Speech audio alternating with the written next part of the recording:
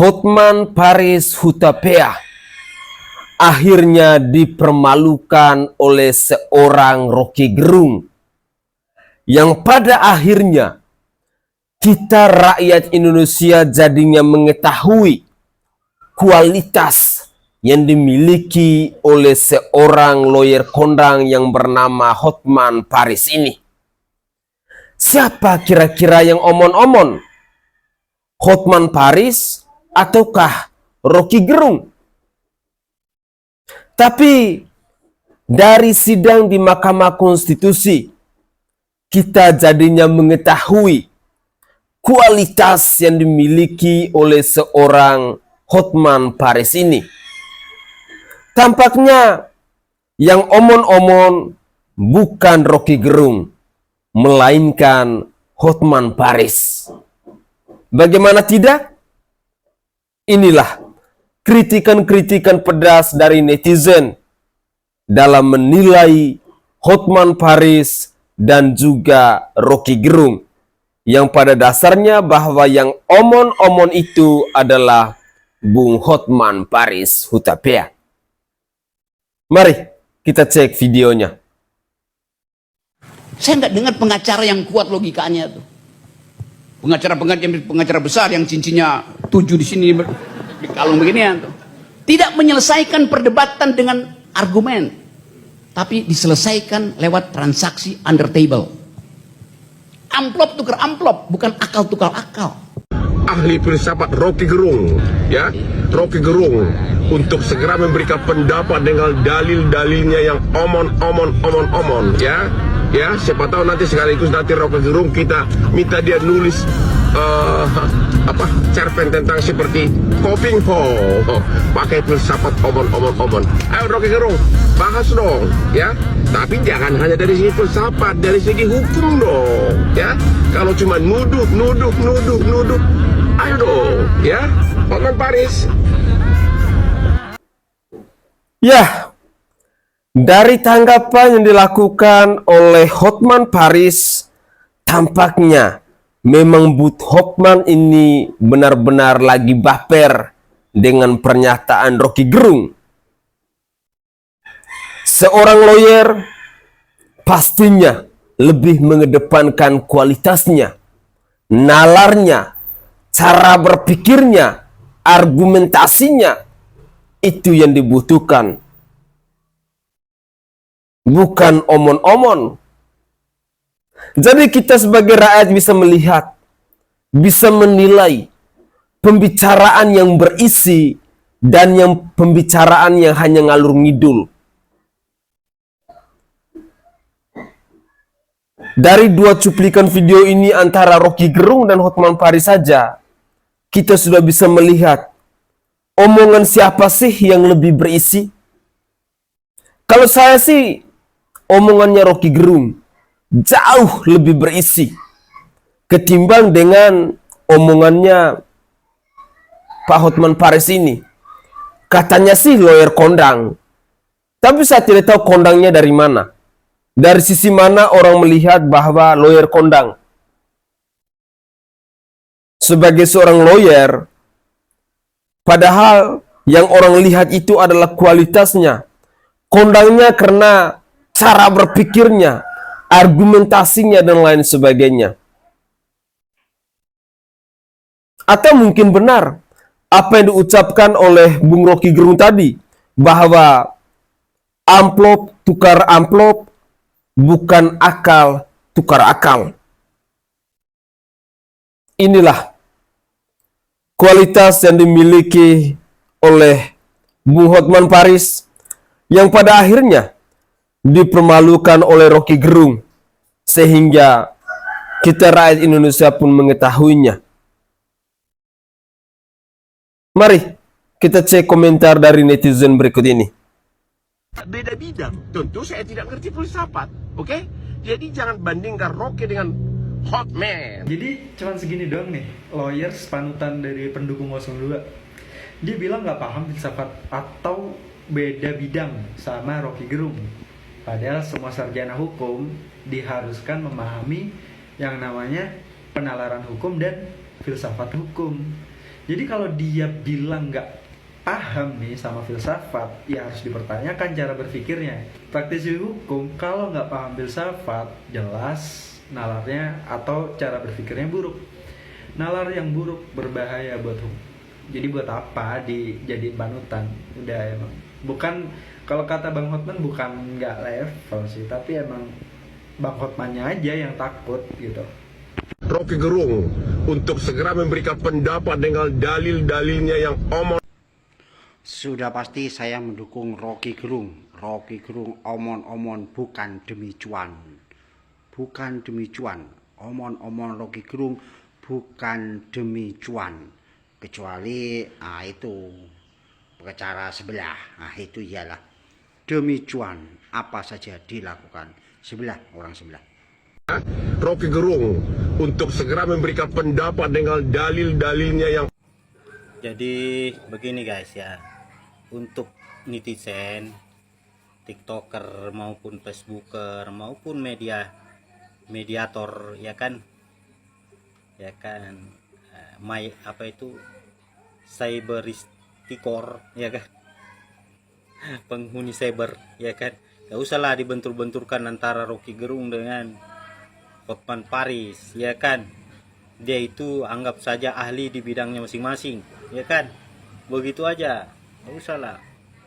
Lebih baik bahasanya itu begini, suruh mereka semua kalau memang cerdas, suruh mereka itu keduanya, baik Rocky Gerung maupun Hotman Paris Hutapea ya kan, itu memikirkan penyelesaian revolusi semesta Pancasila yang dipesankan Bung Karno 22 Juni 1966 tentang rintis kembali penggunaan Undang-Undang Dasar 1945 seraya melanjutkan revolusi Pancasila kita. Karena hanya dengan itu kita mampu menyelamatkan. Bukan hanya menyelamatkan, tapi memelihara, tapi membangun, membentuk dan mengkulturasi daripada negara idaman yang kita butuhkan sebagai, bukan secara pribadi individual maupun kelompok golongan, bukan, tapi secara satu kesatuan bangsa, satu kesatuan rakyat tata negara, satu kesatuan masyarakat pemerintahan, satu kesatuan warga negara, hingga satu kesatuan abdi negara mencapai negara mercusuar, totop peradaban, negara budaya, negara adat Pancasila. Nah itu, karena mereka semua baik Rocky Gerung maupun Hotman Paris itu sama-sama anak negeri Nusantara, penghuni Dwi Pantara, ya kan, sama-sama juga menjadi warga negara Indonesia, ya kan. Nah suruh mereka memikirkan revolusi semesta Pancasila itu secara ilham, ilmu, idea, cita-cipta ajaran Pancasila, menciptakan teori negara Pancasila sejati. Nah di situ itu aja, nggak usah mereka dibenturkan. Mereka semua punya bisnisnya masing-masing, ya kan. Kalian sebagai bangsa Indonesia kebanyakan, satu kesatuan bangsa Indonesia kebanyakan, kita bahkan bahasanya yang kita butuhkan itu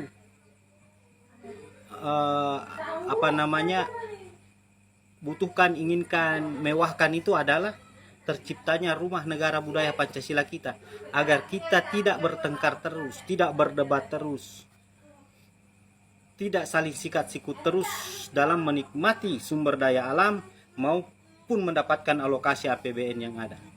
Jangan habiskan waktu kalian netizen ya selama 79 tahun ini bahasanya untuk fokus hanya kepada orang terkenal, ya kan, pejabat tinggi atau bukan. Yang kalian butuhkan, inginkan, mewahkan itu adalah diri kalian sendiri secara satu kesatuan, bangsa dan negara kalian, NKRI kalian, negara budaya kalian sendiri yang Pancasila, yang akan membawa kalian itu kepada satu kesatuan kemerdekaan, kemakmuran yang beriringan, satu kesatuan kedamaian, ketentraman, kesentosaan, toto tentrem kerto rahajo, di negeri gemah ripah loh Indonesiawi, loh Nusantarawi Indonesiawi, NKRI, ya kan, Pancasila ini.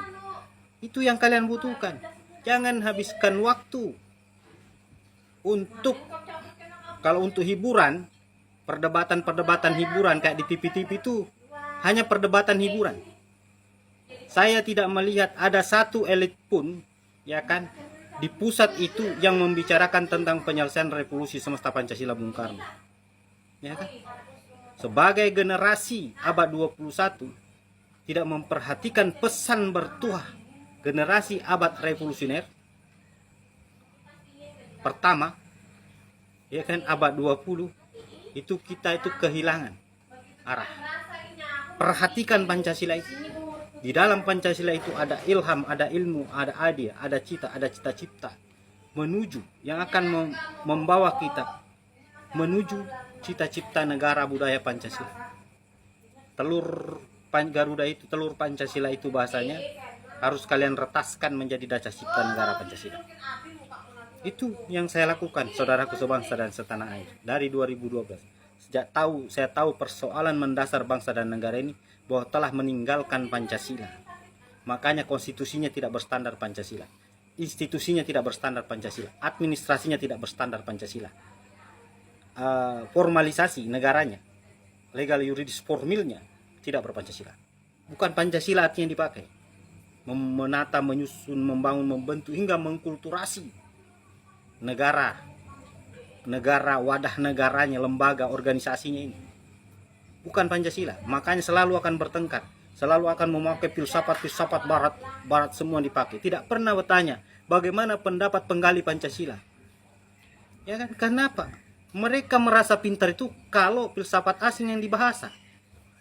Mereka itu tidak pintar kalau merasa tidak pintar, ya, kalau bertanya kepada orang budayawan di Nusantara, kepada orang-orang Nusantara, kepada penggali Pancasila, kepada pembicara Pancasila. Kan tidak ada rujukannya ke sana. Setiap ada persoalan apapun, selalu John Locke, Montesquieu, ya kan, apalagi Abraham Lincoln, ya semua, ya, yang asing-asing, ya kan.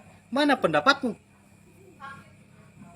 Kalau kau memang sebuah bangsa yang punya adigung adiluhu katanya, kenapa pendapatmu tidak dipakai? Ya, karena apa?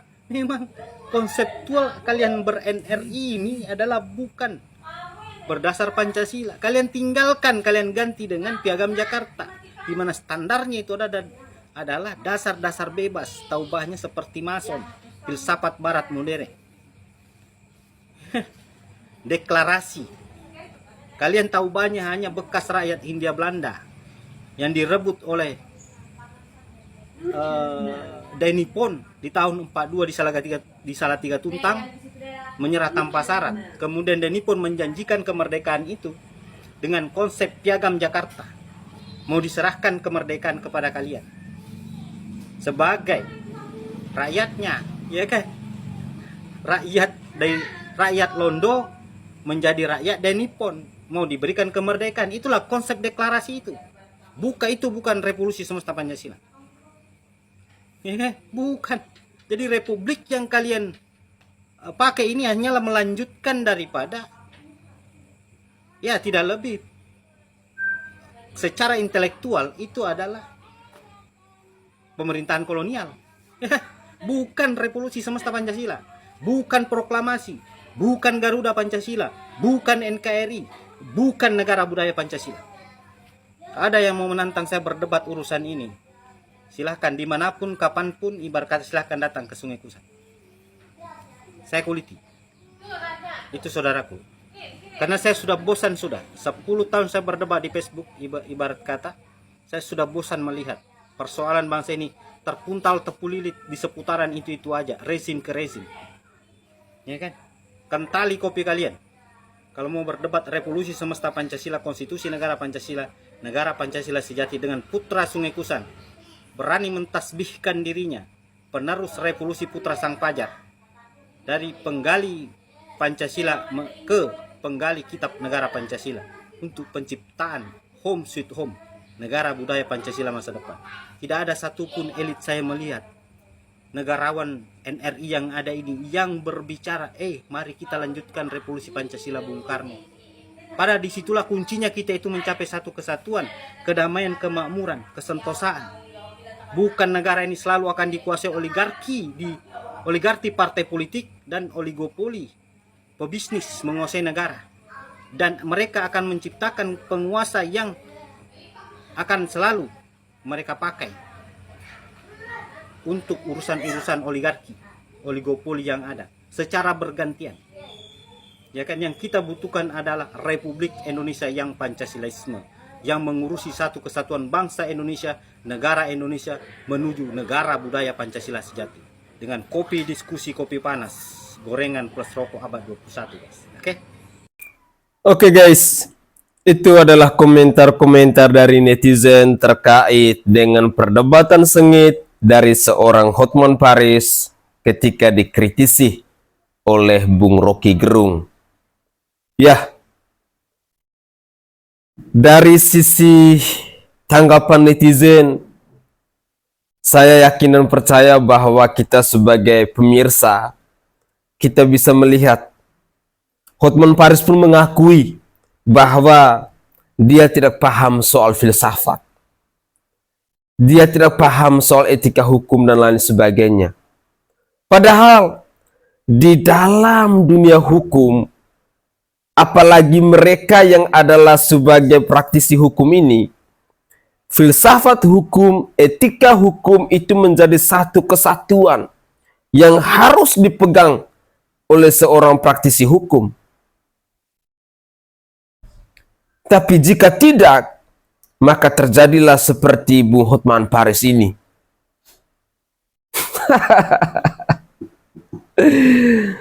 Jujur ya, selama ini saya boleh membangga-banggakan. Bangga dari lawyer kondang ini, lawyer miliarder ini. Ternyata ya benar. Ketika kita mendengar statement dari Rocky Gerung,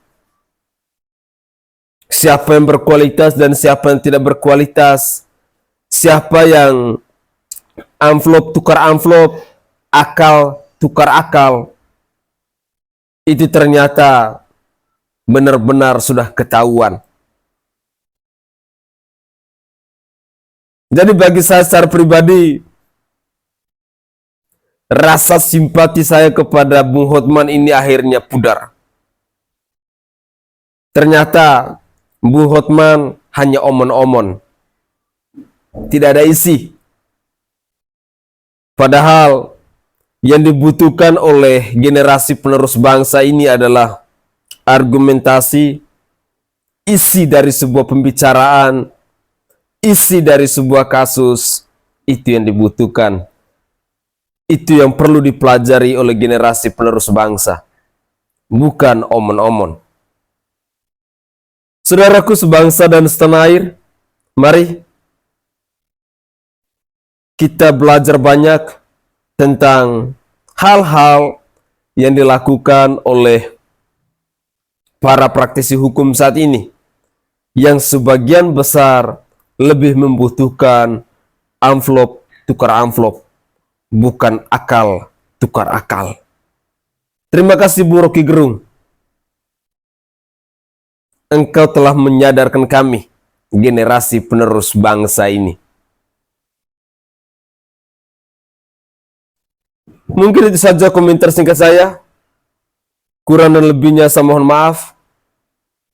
Dan mari kita bersama-sama rakyat Indonesia untuk membuka mata hati kita, melihat pribadi per pribadi, figur-figur politik, figur-figur lawyer yang saat ini lagi ramai diperbincangkan. Sadarlah bahwa dunia hukum kita dalam keadaan yang tidak baik-baik saja. Mungkin penjelasan dari abang yang dalam cuplikan video yang terakhir tadi memang benar, bahwa makna sesungguhnya dari Pancasila itu sudah pudar. Saya Sainai dari Provinsi Nusa Tenggara Timur Saatnya kita yang rakyat jelata harus berani untuk bersuara. Salam hormat, salam NKRI, dan salam Pancasila untuk kita semua.